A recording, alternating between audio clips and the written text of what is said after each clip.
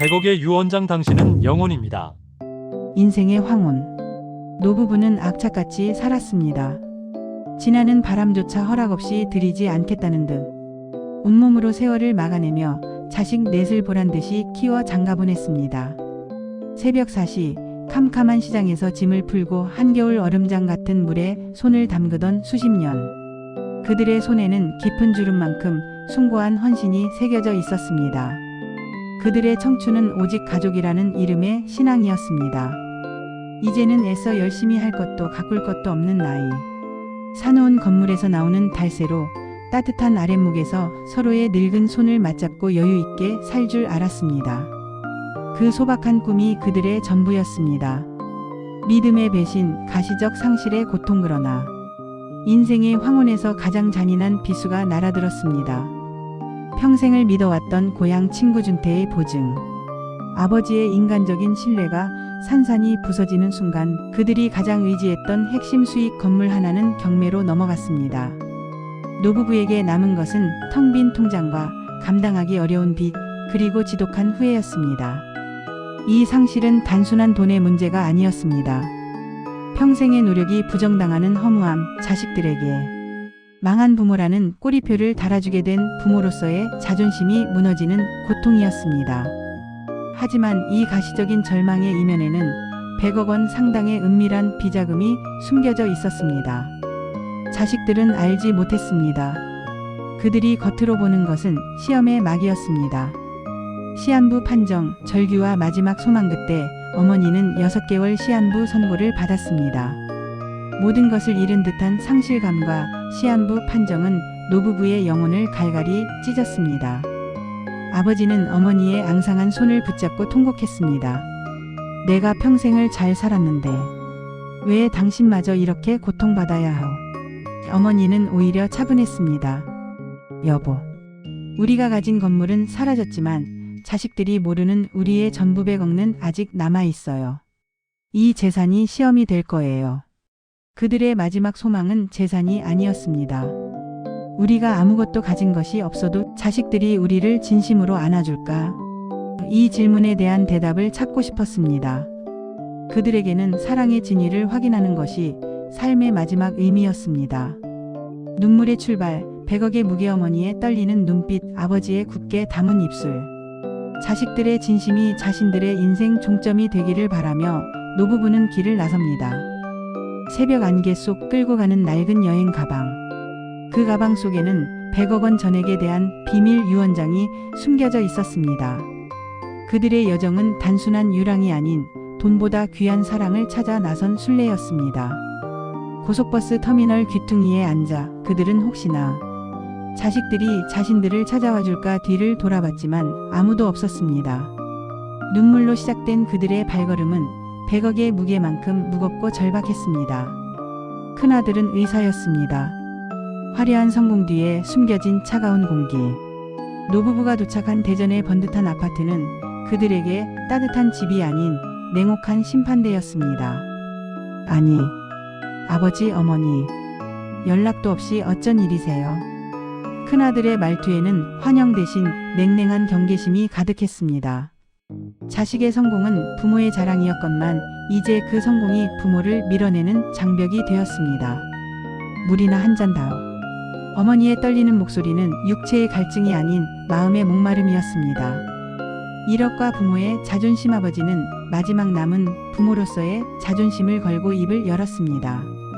큰애야, 2년 전에 병원 넓힌다고 빌려간 1억을 돌려주면 안 되겠니? 당장 오갈 데가 없어서 그래. 그 1억은 아버지에게 생존의 마지노선이었습니다. 그러나 아들은 잠시의 동요도 없이 냉정하게 계산기를 두드렸습니다.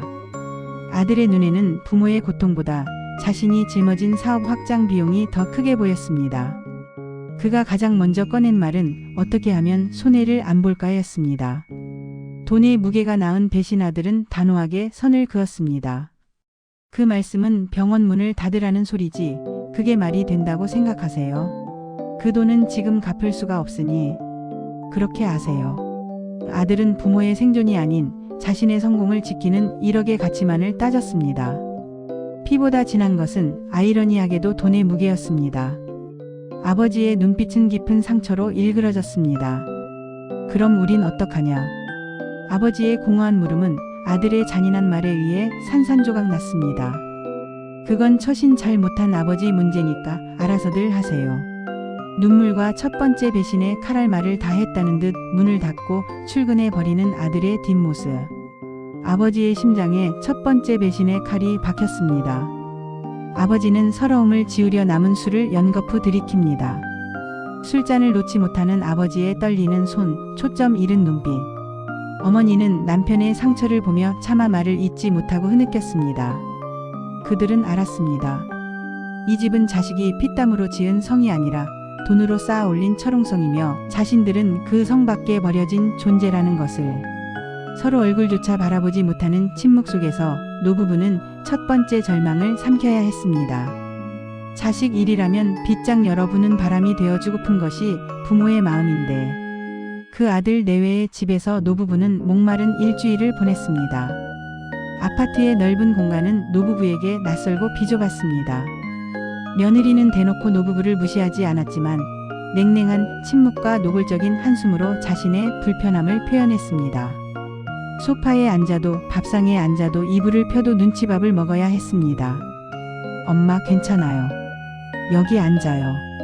서로에게 속삭이는 위로는 자신들에게 하는 서글픈 변명일 뿐이었습니다.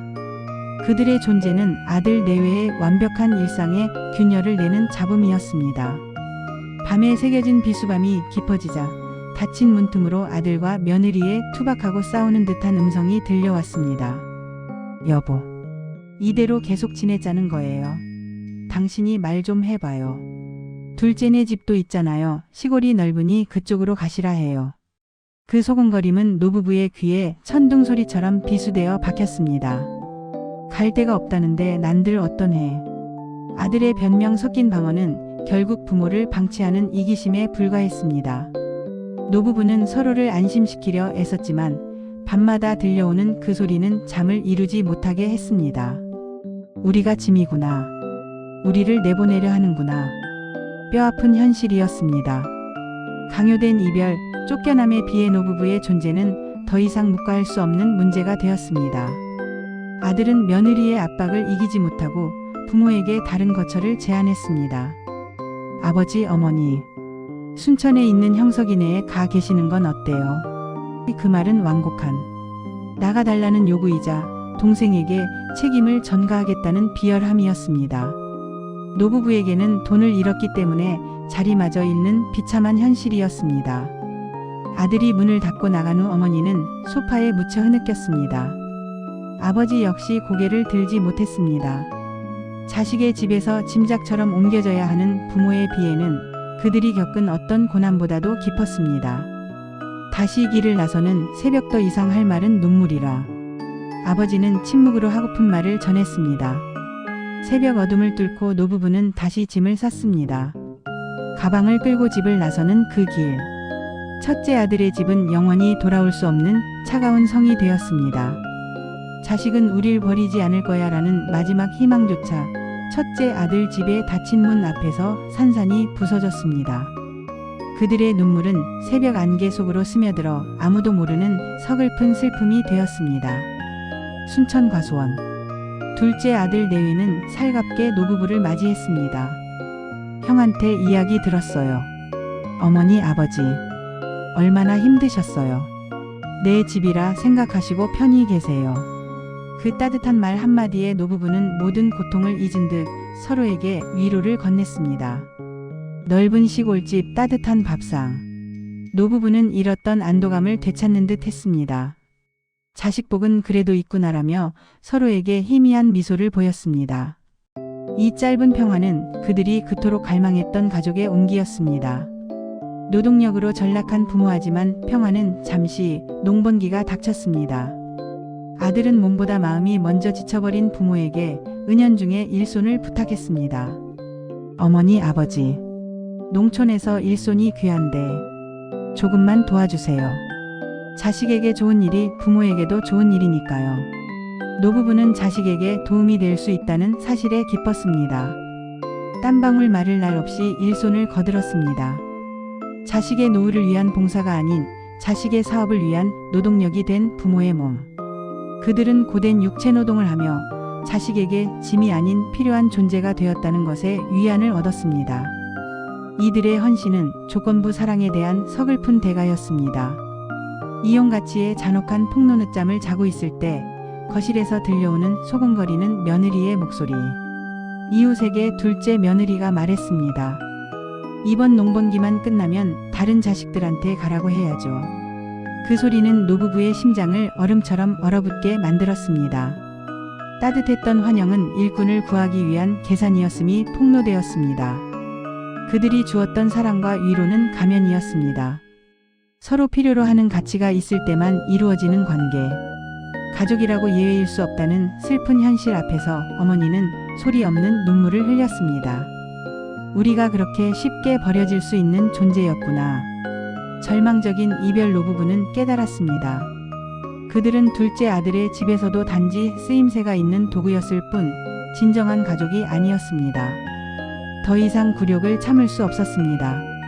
그들의 이용 가치가 끝나는 순간 다시 버려질 운명이었습니다. 다음 날 새벽 부부는 다시 짐을 쌌습니다. 새벽 이슬을 친구 삼아기를 나서는 노부부. 그들의 뒷모습에는 지독한 배신감과 함께 인생의 모든 것을 걸었던 자식들에게 버려진 부모의 뼈아픈 상처가 깊게 새겨져 있었습니다. 비틀어진 마음과 마음 사이에 베어든 자식들에 대한 배신감. 노부부는 살얼음이 낀 처지를 한탄했습니다. 3년 전 결혼한 막둥이 아들이 낳은 갓난 손자가 보고 싶었습니다. 그 순수한 존재만이 지쳐버린 영혼의 위로가 될 것 같았습니다. 자식들에게서 찾지 못한 무조건적인 사랑을 손자에게서라도 느끼고 싶었습니다. 부부는 손자의 옷가지 하나라도 사주지 못한 것을 후회하며 강릉의 아파트 앞에 도착했습니다. 숨소리조차 낼 수 없는 부모 막내 아파트 앞. 노부부는 차마 배를 누를 수 없었습니다. 현관문에 붙은 종이 한 장. 아기가 자고 있으니 배를 누르지 말아주세요. 이 문구 앞에서 노부부는 꼼짝없이 굳어버렸습니다. 배를 누르는 순간 그들은 아들에게 불편함을 안겨주는 짐이 될 것만 같았습니다. 자식에게, 손자에게 폐가 될까봐. 부모의 사랑이 오히려 자식에게 짐이 될까 두려워 숨소리조차 내지 못하고 계단에 쪼그리고 앉아 한참을 머물렀습니다. 사랑을 확인하러 왔지만 사랑 앞에 멈춰 서야 하는 비극이었습니다. 이것이 늙고 병든 부모의 현실이었습니다. 마지막 희망의 부재이젠 마지막 희망인 딸 정선이에게 기댈 수밖에 없었습니다. 정선이한테 연락 한번 해보구려. 아버지 예전엔 하루가 멀다고 전화가 오더니 서너 달 전부터는 아예 연락도 없고 전화해도 받질 않더라고요. 나레이션 딸마저 연락이 끊긴 상황. 서러움을 뉘인 젖은 꽃잎이 되어 노부부는 역전 대합실에서 쪽잠을 자야 했습니다. 그들은 마지막으로 딸의 아파트 배를 눌러봅니다. 띵동. 아무리 눌러봐도 열리지 않는 문.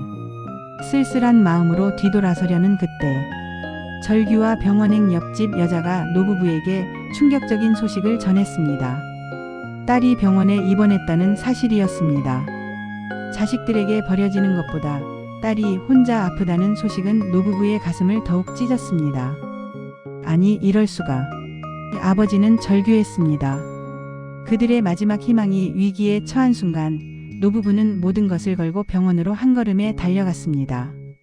그들의 눈물은 멈추지 않았습니다. 묻고 물어 겨우 찾은 병실 문을 열었습니다. 링거병의 의지에 잠들어 있는 딸 정선이의 모습. 노부부는 꼬꾸라지듯 달려들었습니다. 아버지의 절규와 함께 딸은 희미하게 고백했습니다. 엄마, 아버지 걱정하실까봐, 두 분께 짐이 될까봐 아프다는 말도 못했어요. 딸의 눈물 젖은 고백은 부모가 자식에게 짐이 되지 않기 위해 고통을 숨기는 또 하나의 비극적 희생을 보여주었습니다. 버려짐의 고통을 겪은 부모와 짐이 될까? 두려워 고통을 숨긴 자식의 마음이 그들의 마지막 여정에서 비로소 교차했습니다. 오빠들을 향한 뜨거운 분노. 잠시 후 병실 박북도. 정선이는 아픈 몸을 추스르고 오빠들의 냉대에 대한 참았던 울분을 터뜨렸습니다. 부모님 앞에서는 차마 원망하지 못했던 자식으로서의 뜨거운 분노였습니다. 병원 넓히는 1억은 필요하고 부모님의 오갈대는 안 보이나요? 농번기 일꾼으로 쓰려고 모셔간 건가요? 딸은 오빠들의 이기심과 탐욕밖에 없는 사실에 분노했습니다. 진정한 사랑의 가치를 모르는 오빠들의 어리석음을 통곡했습니다. 오직 부모님께는 위로 그러나 다시 병실로 돌아온 정선이는 눈물을 거두었습니다. 부모님 앞에서는 오직 위로만 있었습니다. 부모의 슬픔에 자신의 원망을 섞을 수는 없었습니다. 병원 옥상 공원. 세 사람은 밤하늘의 달을 바라보며 나란히 앉았습니다. 저 때문에 두 분께 걱정 끼치고 싶지 않았어요. 정선이의 진심은 노부부의 얼어붙었던 가슴을 녹였습니다. 노부부는 비로소 자식들에게 버려진 고통 속에서 단 하나의 진정한 사랑을 찾았음을 깨달았습니다. 마지막 희망 그리고 감사. 정선이는 힘을 내 부모에게 약속했습니다. 제가 두 분 거처할 곳을 알아볼 테니까요. 아버지의 눈빛에는 미안함과 고마움이 교차했습니다. 말만으로도 고맙구나. 자식들과의 과거 추억에서 힘을 얻으며 살아온 한평생이 그저 원망스럽기만 했지만 딸의 따뜻함은 그 원망을 희미하게 만들었습니다. 두 분은 저에게 짐이 아니에요. 이 말 한마디는 그들이 평생 듣고 싶었던 가장 숭고한 말이었습니다. 딸이 준비한 마지막 안식처 나레이션. 딸과의 이별 후 노부부가 현관문을 열고 들어선 곳은 놀랍게도 예전에 자신들이 살던 집이었습니다. 정선이는 아픈 몸을 이끌고 부모님의 마지막 안식처를 마련해 주었습니다. 익숙한 가구, 손때 묻은 벽지, 냄새. 모든 것이 노부부에게 가장 편안했던 시간이었습니다. 부모가 가장 편안했던 곳을 되찾아주고 싶었던 딸의 깊고 숭고한 마음. 자식들에게 버려진 고통 속에서 정선이는 부모에게 돌아갈 곳을 선물했습니다. 여보. 정선이 덕분에 우리 마음은 이미 위로받았어요. 그들은 비로소 진정한 평화를 느꼈습니다. 회한과 깨달음. 노부부는 자식들의 속마음을 모두 알게 되었습니다. 이제 더 이상 미련은 없었습니다. 어머니는 아버지에게 말했습니다. 자식들 마음 다 알았으니 이제 영감하고 싶은 대로 하세요. 아버지는 막걸리 한 잔에 지난날의 회한을 토해냈습니다. 잊혀짐보다 더 가슴 아픈 게 버려짐 같다네. 자식도 그저 좋은 남일 뿐이라는 세상 떠도는 이야기가 내 이야기가 될 줄 몰랐다며 아버지는 눈물을 쏟았습니다. 그러나 이제 그들에게 남은 것은 절망이 아니었습니다. 종점에 와봐야 알게 되는 게 인생이라더니만. 가장 늦게까지의 사랑이 무엇인지 알게 됐네. 사랑의 가치를 건 유산 결정. 노부부는 6개월. 시한부 선고의 그림자 속에서 남은 삶과 유산에 대한 최종 결심을 굳혔습니다. 100억이라는 재산을 가장 큰 사랑을 준 자식에게 남기기로. 그들은 재산을 기부하는 대신 단 하나의 목적지를 정했습니다. 자신들에게 가장 고통받고 가장 사랑을 준 딸. 노부부는 자식 한 번 앉은 자리엔 100년 동안 풀도 안 자란다는 회한 대신 가장 빛나는 자리에 숭고한 씨앗을 뿌리기로 했습니다. 우리 정선이에게 우리 부모의 마지막 사랑을 보여줍시다. 마지막 서명, 사랑의 증표. 노부부가 유언장 서류에 서명하는 순간 그들의 얼굴에는 후련함과 함께 숭고한 결의가 서렸습니다. 그들의 마지막 선택은 돈의 액수를 떠나 사랑의 가치를 증명하는 행위였습니다. 자식들의 성공과 재산이 아닌 오직 진정한 사랑을 지켜준 막내딸에게 모든 것을 남기는 것이었습니다. 그들의 마지막 여정은 끝났지만 그들의 사랑은 영원히 남을 증표를 만들었습니다. 자식들의 마음을 확인하고자 나섰던 인생 종점 여행. 그 길에서 얻은 것은 혈육의 배신과 딸의 진심, 그리고 100억의 비밀을 건 숭고한 선택이었습니다. 노부부는 평안히 생을 마감했습니다. 남겨진 것은 100억 원 상당의 재산에 대한 유언장. 세 아들은 당연히 자신들에게 돌아올 유산을 기대했습니다. 그들은 부모가 자신들을 버리지 않았으리라 확신하며 오만하게 한자리에 모였습니다. 변호사가 유언장을 펼쳤습니다. 순간 방 안의 공기는 얼음장처럼 차가워졌습니다. 유언에 따라 망인들의 모든 재산 약 100억 원 상당은 막내딸 정선 씨에게 전액 상속됩니다. 폭탄이 터진 듯한 침묵. 이어 큰아들을 중심으로 분노와 절규가 터져 나왔습니다. 말도 안 돼. 아버지, 어머니가 나한테. 어떻게 나한테 단 한 푼도 안 줄 수가 있어. 충격과 탐욕 그리고 뼈아픈 후회가 세 아들을 덮쳤습니다. 그들이 외면했던 1억 처신. 잘못한 아버지 문제라 치부했던 모든 냉대가 100억이라는 거울에 비춰졌습니다. 돈 때문에 부모를 잃었고 결국 돈마저 잃은 비참한 현실이었습니다. 두 아들의 눈물과 후회 큰 아들은 유언장을 부여잡고 울부짖었습니다. 병원을 확장하느라 부모를 외면했던 자신의 이기심이 결국 100배의 대가를 치르게 했음을 깨달았습니다. 둘째 아들 내외는 망연자실하며 서로를 탓했습니다. 일꾼으로 부모를 이용했던 대가가 얼마나 비참한지 깨달았습니다. 그들에게 부모의 사랑은 100억만큼의 가치가 있었지만 그들은 1억도 안 되는 눈치와 냉대로 그 사랑을 걷어찼던 것입니다. 그들의 눈물은 재산 상실에 대한 후회였을 뿐 부모에 대한 진정한 회한이 아니었을 수도 있습니다. 하지만 노부부의 선택은 이미 내려진 뒤였습니다. 사랑의 승리, 영원한 메시지 종점에 와 봐야 알게 되는 게 인생이라더니 노부부는 스스로 가장 아름다운 종점을 만들어냈습니다. 막내딸 정선이는 유언장을 보며 눈물을 흘렸습니다. 엄마, 아빠, 고맙습니다. 가장 늦게까지 사랑해준 사람. 그건 바로 두 분이셨어요. 노부부는 이 세상에 가장 숭고한 메시지를 남겼습니다. 피보다 진한 건 돈이 아니었다. 사랑이었다. 그들의 사랑은 100억이라는 유산과 함께 영원히 세상에 남아 가족의 의미를 묻고 있습니다.